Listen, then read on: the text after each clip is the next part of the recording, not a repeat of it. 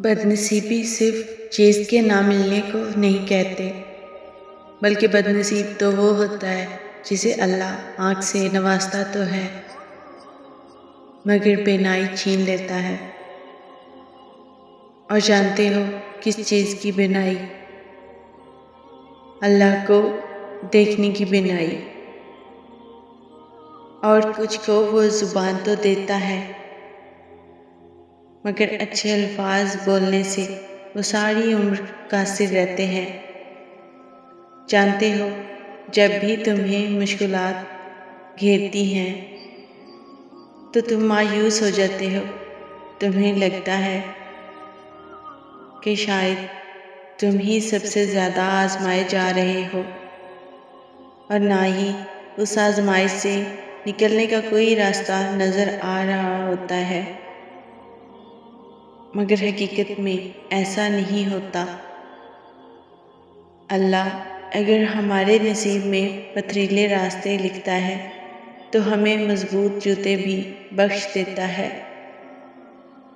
آپ ہمیشہ رب کی رضا میں راضی رہنا سیکھیے۔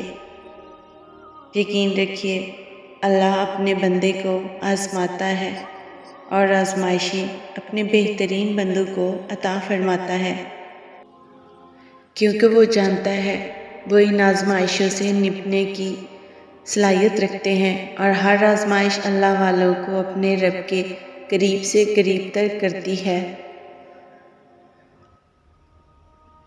جب ہم بہت تھک جاتے ہیں تو یہ سوال پوچھنے لگتے ہیں، یا اللہ میں ہی کیوں؟ میری من پسند چیز ہی کیوں؟ کیا تم نے کبھی محسوس کیا ہے کہ ہم خوشی میں جتنے مرضی سجدے کر لیں مگر اللہ سے کبھی بھی اتنی مضبوطی سے نہیں جڑ پاتے جتنا ہمیں اس سے غم کا ایک سجدہ جوڑتا ہے؟ جب تک ہم گرتے نہیں تب تک ہم سنبھلتے نہیں، کیونکہ جتنی شدت میں ہم تڑپ تڑپ کر اپنی داستان اسے سناتے ہیں نا، خوشی میں یہ شدت نہیں ہوتی۔ اس لیے کبھی کبھار وہ چاہتا ہے کہ میرا بندہ مجھ سے بات کرے، مجھے پکارے اور میں اس کی مدد کروں۔ عبادت سے خدا محسوس ہوتا ہے مگر غم خدا تک لے جاتا ہے۔ یہ یاد رکھو گے تو غم کبھی بھی تمہیں تھکنے نہیں دے گا، اور اللہ تو فرماتا ہے بے شک ہر مشکل کے بعد آسانی ہے۔